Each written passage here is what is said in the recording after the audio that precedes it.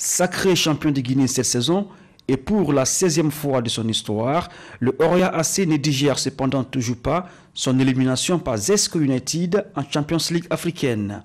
Surtout que la qualification pour les phases de poule à cette compétition reste l'un des défis majeurs du club depuis l'arrivée de son président Antonio Soare en 2012.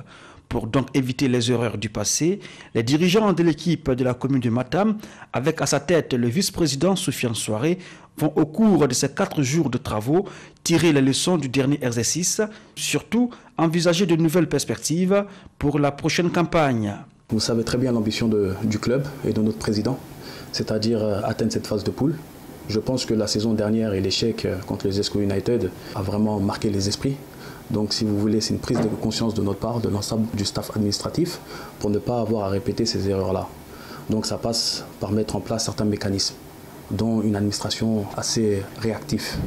Donc voilà les raisons pour lesquelles aujourd'hui nous avons mis en place ce séminaire de réflexion. Ça nous permet aussi de revenir sur la saison dernière et faire des amendements, voir ce qui a marché, ce qui n'a pas marché et aller de l'avant cette saison avec beaucoup plus de garanties. 2017 constitue donc l'année de tous les défis, une année qui doit consacrer l'ascension du Oria parmi les grands clubs du continent. Raison de plus pour les dirigeants de se regarder en face et se dire la vérité. Je pense comme tout grand club, soumis à l'obligation des résultats, et il est important pour nous, au bout d'un moment, à la fin de la saison, faire le bilan. Voilà, se dire les vérités, voir ce qui a fonctionné, ce qui n'a pas fonctionné. Ce qui n'a pas fonctionné, chercher le pourquoi du comment nous sommes arrivés à cette situation-là et trouver des solutions. Donc ces solutions-là, nous allons les appeler des réformes. Donc voilà pourquoi aujourd'hui nous avons mis en place ce séminaire de réflexion. Je tiens énormément à vous dire que cette saison, c'est vraiment un défi pour nous. C'est vraiment la saison ou jamais, étant donné que vous savez très bien, le plan d'action élaboré par M. Soare, le président, était sur 2012-2017. Aujourd'hui, pour nous, on est quasiment à la porte de 2017. Donc il est important pour nous de prendre tous les paramètres en compte pour atteindre cet objectif-là. Rien n'est laissé au hasard. Les Rouges et Blancs de Matam ont encore une fin de loup puisqu'ils veulent terminer la saison en beauté avec un nouveau trophée, celui de la Coupe nationale. Pas question donc de lever le pied malgré que le titre de champion soit acquis. Le fait qu'on soit engagé au niveau de la compétition africaine, au niveau de la Coupe nationale et du championnat, cela confirme notre statut, voilà, d'équipe à battre et d'équipe championne. Comme tout grand club, nous sommes présents sur tous les tableaux. Et comme tout grand club avec une ambition vraiment très élevée, nous aspirons à remporter toutes ces compétitions. Ça c'est clair et net. La Coupe nationale, nous sommes engagés dedans et notre ambition est de la gagner.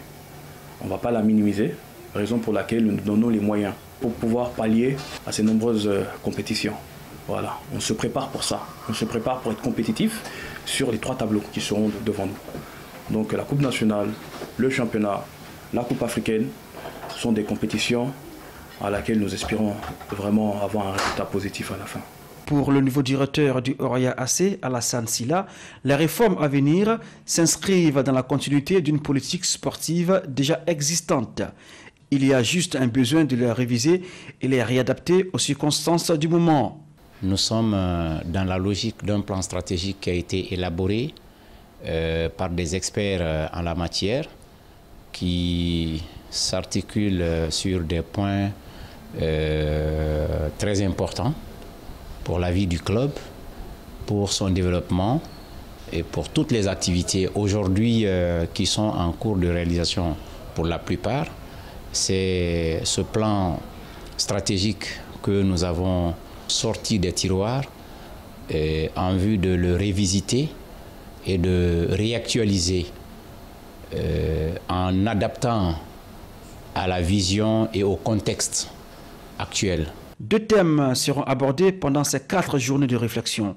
Le premier axé sur une analyse du rapport d'activité de la saison 2015-2016 et l'élaboration du plan d'action stratégique pour l'exercice 2016-2017.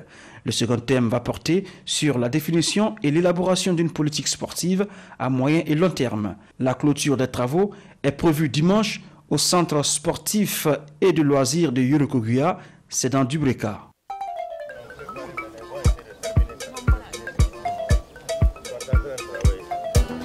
Déjà l'eau qui stagne là.